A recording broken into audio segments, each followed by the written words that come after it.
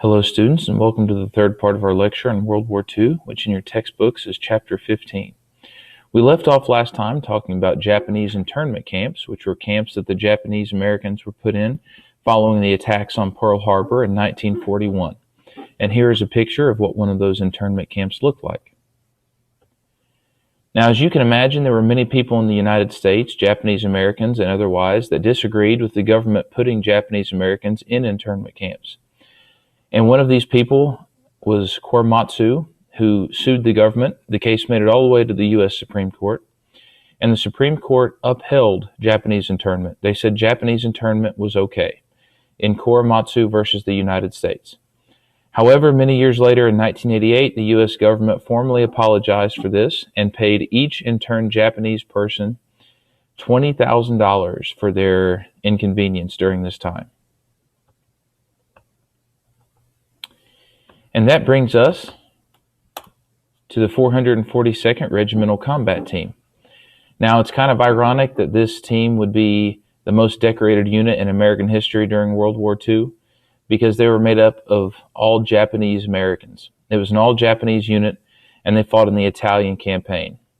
442nd Regimental Combat Team. And again, this is ironic in another sense that many Japanese Americans, especially those on the West Coast, were rounded up and put in internment camps throughout the war. And here's a picture of the 442nd Regimental Combat Team. Now, speaking of the home front, we had something going on in this country called rationing. Rationing is when you are allowed only a limited amount of a certain product. And each American was given a coupon book that allowed them to buy certain products. And once these coupons had ran out, they could buy no more of that product. And some examples of things that were being rationed were butter, rubber, salt, and sugar, and other things. And the reason why they were rationed is that these things were being conserved to be used in the war effort, to be used to feed our soldiers, to make weapons, to make supplies for our soldiers. If you have grandparents and great-grandparents that were living during this time, they may still have their ration books. Again, they look like little coupon books, and many of the ration coupons look something like stamps. Here are a few examples of what these ration books would look like. Now, just as we talked about in World War I, there was a propaganda campaign waged by the American government. In other words, in World War I, they renamed German foods. They stopped speaking German, stopped listening to German. The same type of thing happened during World War II. There was a government organization known as the Office of War Information, or OWI, which used the media to support the war effort. They would put out commercials, news bulletins, advertisements for recruitment, and so forth to make people want to fight the war, to make them motivated to join in the war effort, and to portray the enemy in the worst light that they possibly could. A lot of these were in the forms of movies and documentaries. Some of these were short little films that would play before a movie at the movie theater. Now, moving to Section 3, we're talking about how we secured victory in Europe and the Pacific. First of all, in 1945, the Big Three, and the Big Three being FDR from the United States, Churchill from the United Kingdom, and the Russian leader, Joseph Stalin, they discussed strategy in Iran. They decided on a strategy of attacking Western France and marching toward Germany to secure the Europe First strategy, as we talked about before. In other words, defeat Hitler in Europe first and then focus on fighting Japan in the Pacific. And this culminated in what was nicknamed Operation Overlord. This was the code name for the operation to invade France and march toward Berlin, Germany. This operation was to include 21 American divisions, 4,400 ships, which was the largest fleet ever assembled for combat, and include, in addition to American troops, British, Canadian, and Polish armies. The spear point, so to speak, of Operation Overlord was Normandy, France, and the attack that took place became forever known as D-Day. This occurred on June 6th of 1944.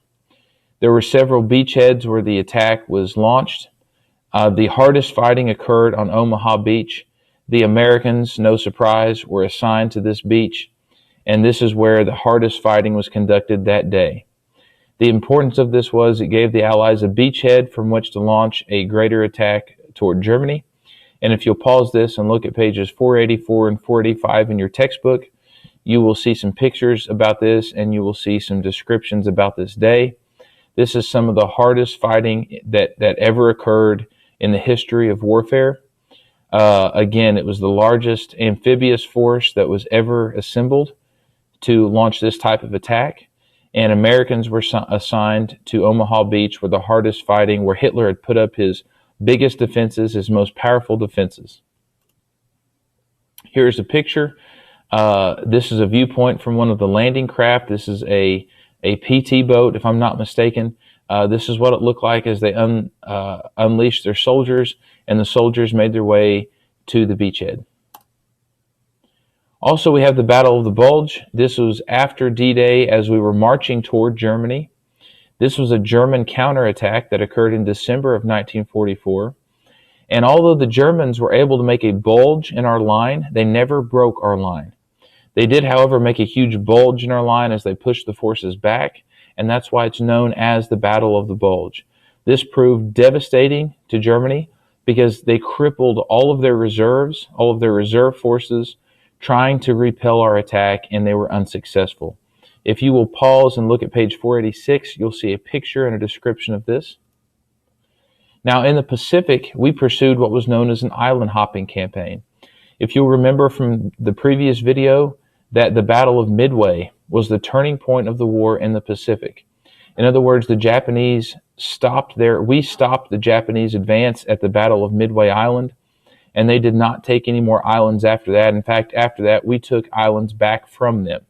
And we would hop, so to speak, from island to island, taking these islands back from Japan, making our way toward the Japanese nation. This is called the island hopping strategy. And if you'll stop and look at page 488, you can look at a picture of that and read about that as well.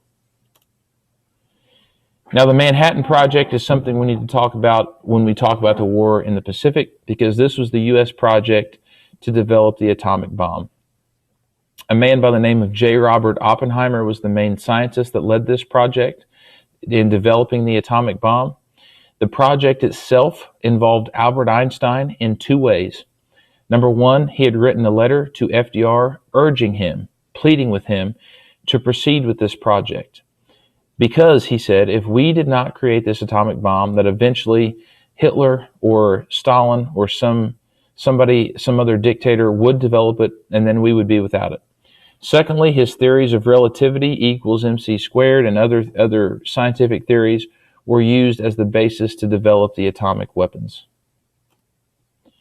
And it was decided by Harry Truman. Harry Truman, by the way, was the president during this time by the war's end. FDR had died in office, and his vice president, Harry Truman, had come to office. It was decided by Harry Truman to use these weapons to end the war. The first one was dropped on August 6, 1945, on the Japanese city of Hiroshima. 60,000 residents were killed within 2 minutes.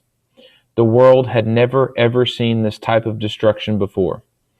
The Japanese were then given the option to surrender. They were given the option to surrender before the atomic bomb was dropped. They refused.